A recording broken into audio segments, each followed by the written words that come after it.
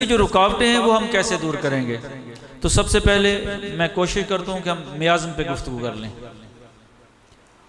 और सच्ची बात यह है कि मियाज़म पे जब तक अबूर हासिल ना हो उस वक्त तक बड़ा मुश्किल हो जाता है क्रॉनिक डिजीज़ पे प्रैक्टिस करना। मियाज़म बहुत अरसा लगा, एक अरसा मियाज़म को समझते समझते समझते और कुछ चीज़ें समझ आती हैं कुछ ना आती। मैं हमेशा दुआ गो रहता हूँ। डॉक्टर अमजद साहब मेरे साथी हैं जिन्होंने इस पे बहुत सारा काम किया है, मेरे उस टीम का हिस्सा है जो हम रिसर्च करते हैं। उन्होंने मियाज़म को बहुत आसान कर दिया, यही मुताला कर करके कि चेहरा शनासी से हम मियाज़म की तरफ कैसे जाते हैं।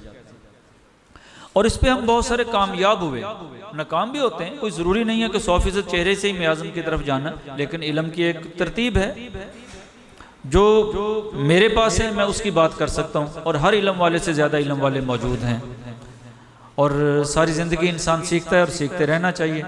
लेकिन मियाज़म और उसकी पहचान अल्हम्दुलिल्लाह बहुत मैं अमजद साहब के लिए दुआ गो इसलिए हूँ कि उन्होंने ये रास्ता बताया। और उसके बाद मैंने अदबियात को चेहरा शनासी के ज़रिए समझने की कोशिश की, उसमें भी अल्लाह ताला ने बहुत सारी कामयाबियाँ दी। तो आपके साथ शेयर करते हैं कि मियाज़म को कैसे पहचानना है। मरीज़ आता है आपके पास और बड़ा आसान है डॉक्टर साहब। ये मेरे साथी यहाँ बैठे हैं, करोड़ पक्का से साथी आए हैं, लोधरा से, ये कबीरवाला से सलीम साहब हैं, डॉक्टर शकील साहब हैं। तो सच्ची बात यह है कि मेरे जितना मेरे साथी हैं अब इनके लिए मियाज़म के हवाले से बहुत आसानी हो चुकी है। और मेरी कोशिश होगी कि ये इल्म आपके साथ शेयर करें और मेरे लिए ये सवाब का बायस बनेगा। सूरा के जितने मरीज होंगे ना उनमें एक चीज़ कदर मुश्तरक होगी कि उनके नकूश मोटे होंगे। इस पहली मैं एक एक लाइन में 3-4 लाइनों में ये चीज़ समझा दूंगा। उनके बाल घने होंगे, खुश्क होंगे। आप 1, 2, 3, 4, 5 दिन अगर ये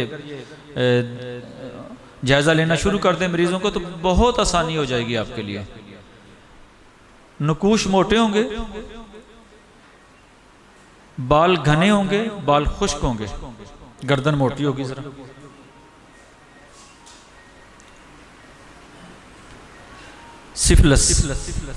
सिफिलिस का मरीज इसके बिल्कुल मुतजाद होगा। नकूश पतले होंगे, बाल कम होंगे, खुसूसन जिस तरह मेरे बाल हैं ना ये यू शेप में, यहां से कम होंगे। नकूश पतले होंगे, बाल बारीक होंगे और कम होंगे। जल्द पतली होगी। और जल्द का मोटा और पतला होना ये बड़ी आसानी से आप 2, 4, 5 लोगों के देखेंगे तो आपको समझ आ जाएगी। ये देखें ना चुटकी काट है, ये पतली जल्द है। और सोरा के मरीजों की जल्द मोटी होगी, हाथ में जरा ज्यादा आएगी, मोटी जल्द होगी। जल्द का पतला होना, नकूश का पतला होना, बालों का कम होना। और अक्सर लोग सफ़ेद रंगत के होंगे, ज़रूरी नहीं है ये। और सोरा में क्या होगा, नकूश मोटे होंगे, जल्द मोटी होगी, बाल घने होंगे, बाल खुश्क होंगे। अब साइकोसिस पे आ जाते हैं। इसमें नकूश कोई बड़ा होगा कोई छोटा होगा, कान छोटा हो सकता है, होंठ मोटा होगा निचले वाला, आंख छोटी होगी,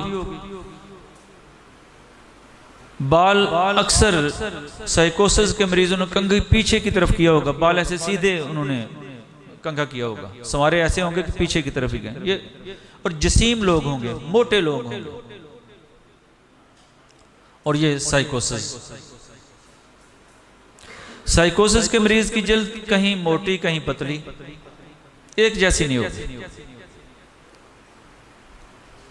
और ये बहुत आसान पहचान है इसकी।